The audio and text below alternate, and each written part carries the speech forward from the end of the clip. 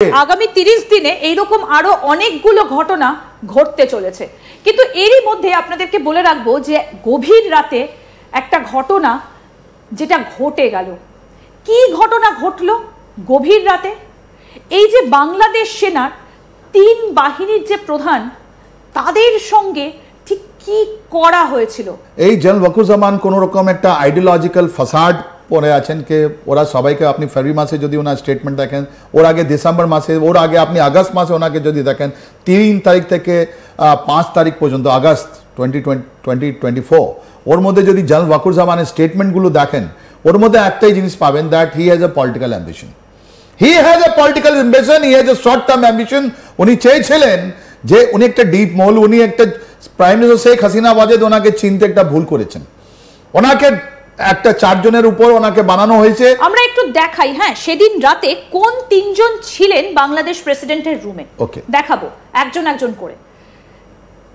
হাসান মাহমুদ খান, বায়ুসেনা প্রধান বাংলাদেশ, ইনি ছিলেন হাইলি প্রফেশনাল ম্যান।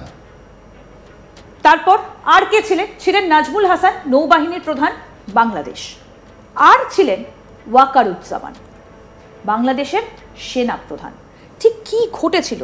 কেন এদেরকে শেষ করে ফেলার একটা প্ল্যান হয়েছিল? এটা প্ল্যান করা হয়েছিল বিকজ এই ইলেকশন 9 মাস হয়ে গেছে, অলমোস্ট 3 মাস আরও রয়ে গেছে। মানুষ, বাংলাদেশের মানুষ যেটা ওদের রাস্তায় আছে, ওরা চিৎকার করে বলছে কি তোমরা আমাদের জন্য কি করলে। মানুষের যেটা বিচারধারা আছে, মানুষের যেটা কথা আছে, ওর জন্য তো কোনো প্ল্যাটফর্ম নেই। শুধুমাত্র 20 জন থেকে বেশি লোক নয় যারা বাংলাদেশকে পলিটিক্সে কন্ট্রোল করছে, কিন্তু ওদেরও কিছু, ওদের মধ্যে অনেকগুলো প্রবলেম হয়ে গেছে।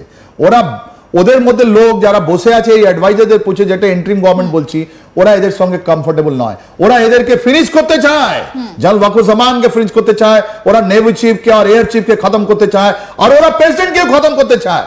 ওরা ভেবেছিল এই হাসান মাহমুদ খান, এয়ার মার্শাল এয়ার মাহমুদ খানকে যদি আমরা নষ্ট করে দিই, আমরা যদি প্রেসিডেন্টকে শেষ করে দিই, কেন প্রত্যেকটা জায়গা আপনি দেখবেন এটা 1975 এর পর যখন বঙ্গবন্ধুকে মারা হলো, তারপর 1981 যখন জিয়াউর রহমানকে মারা হলো, এরা জানতে পেরেছে, বুঝতে পেরেছে প্রত্যেকটা প্রাইম মিনিস্টারের কাছে আর প্রেসিডেন্টের কাছে স্পেশাল ফোর্সেস আছে, ওদের নিজের বডিগার্ড আছে, রাইট? ওরা নিজে, ওদের মানে খুব সিলেক্টেড লয়ালিস্ট লোক আছে, ওরা জানে টাইম পারলে পেলে ওদেরকে প্রোটেক্ট করবে। ওদের প্রোটেকশনে এরা 3 জন গেছিলেন, আমাদের সুপ্রিম কমান্ডার ইন চিফ যেটা প্রেসিডেন্ট অফ বাংলাদেশ। কেন গেছিলেন ওখানে? উনি গেছিলেন বিকজ এই যে আমাদের ইউনুস আছেন, ওনার সঙ্গে একটা গভীর মতভেদ হয়ে গেছে আমাদের চিফ অফ স্টাফ জেনারেল ওয়াকুরুজ্জামানের। কেন হয়েছে? এই হয়েছে আপনার গ্রেট গেমের জন্য, এই হয়েছে আপনার রোহিঙ্গাদের জন্য, এই হয়েছে আপনার চায়না ভার্সেস আমেরিকার জন্য, রাইট? বাংলাদেশের মানুষকে এখন আবার একটা ফর্ডার বানিয়ে প্রস্তুত করা হচ্ছে। ওরকম তো কোনো জিনিস ইন্ডিয়াতে নেই, কিন্তু বাংলাদেশে কেন হচ্ছে? বাংলাদেশে হচ্ছে বিকজ বাংলাদেশের আর্মিকে ডিস্টেবিলাইজ করা হয়েছে, যাওয়ার চেষ্টা করা হচ্ছে ওদেরকে। এই যে রোহিঙ্গা ইস্যুতে এই মায়ানমারের যেটা গভর্নমেন্ট আছে, মায়ানমারকে শেষ করার জন্য, হুন্টা গভর্নমেন্টকে শেষ করার জন্য, চাইনিজ ইনফ্লুয়েন্সকে শেষ করার জন্য আমেরিকার লেগে পড়েছে। ওরা জানে কি এখন পাকিস্তানের পর এই মায়ানমার থ্রু ওদের একটা এনার্জি করিডোর চলে যাচ্ছে, ওটাকে বন্ধ করতে হবে।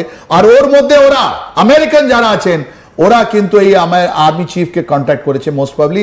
ওরা বলছেন যে তুমি আমাদের সাহায্য করো, আমরা তোমাদেরকে মদত করব, আর ওই মদত দিয়ে আমরা আরাকানে যাব, আরাকানে গিয়ে আমরা ওদের যে হুন্টা গভর্নমেন্ট আছে, যেটা আছে ওদের আর্মি কন্ট্রোল যেটা আছে মায়ানমারে, ওটা আমি শেষ করব। এই মোস্ট প্রবাবলি এরা এগ্রি হয়েছেন। আর এই এগ্রি হতে আপনার চায়না যারা লোক আছেন, ওরা ভয় খেয়ে গেছে। আর এই যে মোহাম্মদ ইউনূস আছেন, আপনি যদি ঢাকায় দেখেন, এটাই এক্সটার্নাল কাম ইন্টারনাল ইন্টেন্সে যদি কথা হয়, এই ঢাকাতে আপনি দেখবেন ম্যাঙ্গো ডিপ্লোমেসি হচ্ছে, ম্যাঙ্গো ডিপ্লোমেসি হচ্ছে। তার মানে চায়নার সঙ্গে বসে ওদের লোককে বলা হচ্ছে কি আজকে বাংলাদেশের সব থেকে পপুলার কেউ আছে, ওটা চায়না, রাইট? ওই চায়না ডিপ্লোমেসি, টার্কির পয়সা, এসব নিয়ে এরা কি করতে চাইছে? এরা অ্যান্টি আমেরিকান একটা পলিসি বানাতে চাইছিল, যের মধ্যে আপনার ইউনূস যিনি আছেন উনি হেড। উনি যে চাইছিলেন আমি ওটা করতে দিচ্ছে না, এটা করতে দিচ্ছে না। মাঝখানে যখন এটা কথাটা হলো কি ইউনূস আর ওয়াকুরুজ্জামানের মধ্যে রিলেশনটা ভালো নয়, আপনি 21 জানুয়ারি 2025 দেখুন দাভোসে উনি কাটছিলেন, ইনি প্রফেসর ইউনূস, ইনি কাটছিলেন, ইনি বললেন আমরা সব খুব সাহসী লোক, আমি কিন্তু ভারত, আমাদের বাংলাদেশের লোক সাহসী। ইয়েস, আপনারা সব সাহসী আছেন, আমরাও জানি। তাই জন্যে তবে থেকে এটা বলা হলো। আর তারপর জেনারেল ওয়াকুরুজ্জামান আপনার এইটা আপনি দেখুন পুরো আপনার ঈদের যত পজিশন গেল, রমজান মাসে যখন ইউএন এর একজন লোক এসেছিলেন, ইনি দেখা হয়েছিল আপনার ইউনুস এনার সঙ্গে, ইউনুস সাহেবের সঙ্গে। ওয়াকুরুজ্জামান চেষ্টা করেছিলেন ইউনুসকে সঙ্গে নিয়ে যেতে, কিন্তু ইউনুস মানেননি। তাই জন্য পিএসও লেফটেন্যান্ট জেনারেল হাসান, যিনি উনি ওনাকে পাকিস্তানে পাঠিয়েছিল, এনার এই নৌসেনা বাহিনী নাজমুল হাসানকে আপনি বলছেন ইনিও গেছিলেন আপনার পাকিস্তানে একটা মহড়া করতে, এই কে পারমিশন দিল? জেনারেল ওয়াকুরুজ্জামান দেননি। পসিবলি এটা পারমিশন দিয়েছিল আপনার এই ইউনুস, কি তোমরা যাও, তোমরা করে আসো। এটা এর জন্য একটা ফ্রিকশন তৈরি হয়েছে, খুব সিরিয়াস ফ্রিকশন হয়েছে। এটা আমরা বলি ফল্ট লাইন, এটা মাঝখান থেকে তো নয়, উপর থেকে অনেকগুলো ফাড় আছে, এটা আমরা দেখতে পাচ্ছি, আমরা ক্লিয়ারলি দেখতে পাচ্ছি। বাঁচালেন টাকে, তাহলে এই যে রাতে এমন একটা প্ল্যান শেষ ছকা হয়েছিল যে শেষ করে দেওয়া হবে, এই ওয়াকারুজ্জামানকে বাঁচালেন কে? কিভাবে বাঁচলেন ওয়াকারুজ্জামান? আমরা বলি 4-1, 4 or 1 is 4 armed। তার মানে যদি আপনি জানতে পারেন কি আগে থেকে কি হচ্ছে, তাহলে আপনি প্রস্তুতিটা নিয়ে নেবেন। এই যে ডিজিএফআই এর গেম আছে, এই যে ইন্টেলিজেন্স গেম আছে বাংলাদেশে, এই যে প্রসপার, যেটা দুটো বিরোধী জিনিস, একটা চায়নার ইন্টেলিজেন্স এজেন্সি, একটা আমেরিকান ও ওয়েস্টার্ন জাপান মিলিয়ে যেটা একটা ইন্টেলিজেন্স এজেন্সি, ওরা দুজনে এখন কম্পিটিশনে আছে, ওর মধ্যে ইন্ডিয়া কোনো জায়গা নেই।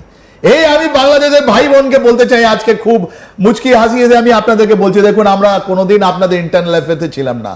আপনাদের মাটিতে যা হচ্ছে, আপনাদের যারা কারা করছে, এটা একদিকে চায়না, পাকিস্তান, টার্কি আছে, একদিকে আমেরিকা আছে, জাপান আছে, ওদের কোয়াডের লোক আছে, আমরা তো নেই কোনো জায়গায়। আপনি তো আমাদেরকে ব্লেম করতে পারবেন না। এতদিন 71 পর থেকে যতগুলো মৌলবাদী ছিল, জামাত ইসলাম ছিল, যারা ছিল, ওরা বারবার বলেছে ইন্ডিয়া ইন্ডিয়া ইন্ডিয়া। আমরা তো আপনার এক ইঞ্চ মাটিও নিইনি। আমরা ভেবেছিলাম আমাদের ভাই বোন আপনারা আছেন, আপনাদের সঙ্গে রিলেশন, আজ গতকাল ছিলেন, আজকে আছেন, কালকেও থাকবেন, আমরা এর মধ্যে নেই। তাহলে এদেরকে বাঁচালো কে?